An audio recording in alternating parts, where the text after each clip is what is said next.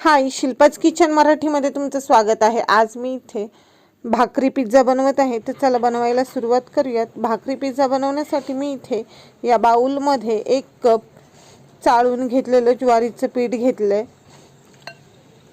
त्यामध्ये मी थोडं पाणी टाकून याला मळून घेणार आहे। ज्याप्रमाणे आपण भाकरीसाठी पीठ मळतो त्याचप्रमाणे आपल्याला हे पीठ मळायचं आहे। हे पहा, अशा प्रकारे इथे मी या भाकरीच्या पिठातला 1 उंडा घेतलेला आहे। पोळपाटावर थोडंसं पीठ टाकून याची मी भाकरी बनवणार आहे।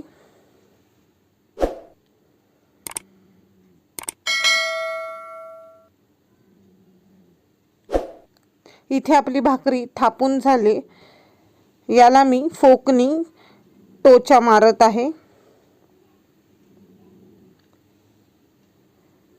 जेणेकरून आपली ही भाकरी फुगणार नाही।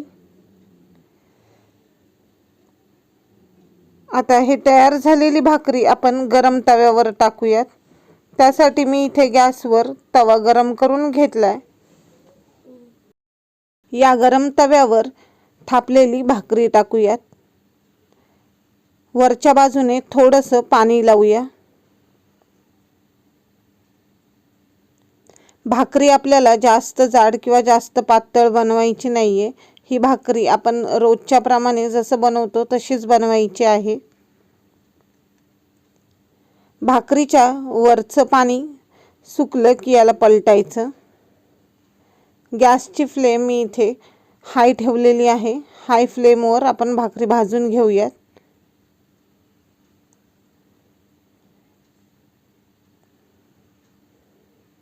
हे पहा, दोन्ही बाजूंनी भाकरी भाजलेली आहे।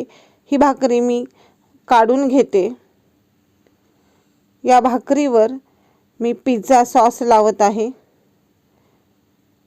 त्यावरच मिक्स हर्ब्स आणि ऑरिगॅनो टाकते। आता यावर मी प्रोसेस चीज किसून टाकत आहे। त्याचबरोबर मोझरेला चीज देखील टाकत आहे। चीजचं प्रमाण आपण आपल्या आवडीनुसार टाकायचे, म्हणजेच आपल्याला जेवढं चीजी पिझ्झा हवा आहे तेवढं चीज यावर किसायचं। चीज किसून झालेलं आहे। त्यावर मी शिमला मिर्च म्हणजेच कॅप्सिकम, टोमॅटोचे तुकडे, पनीर आणि कांदा टाकत आहे।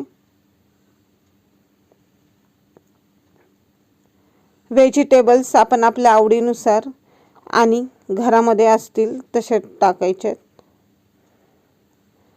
त्यावरच मी थोडंसं चिली फ्लेक्स देखील टाकत आहे। या सर्वाला हाताने थोडंसं मी प्रेस केलं आणि ही भाकरी अलगदपणे मी या तव्यावर ठेवलेली आहे।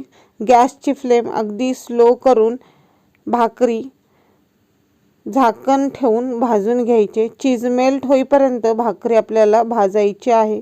तर इथे आपला हा भाकरी पिझ्झा तयार झालेला आहे। मी गॅस बंद करते आणि हा तयार झालेला भाकरीचा पिझ्झा एका प्लेटमध्ये काढते।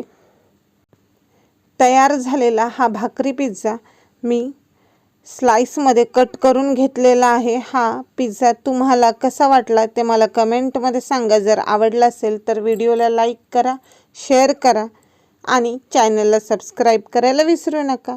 आणि हां, स्वतःची काळजी देखील घ्यायला विसरू नका।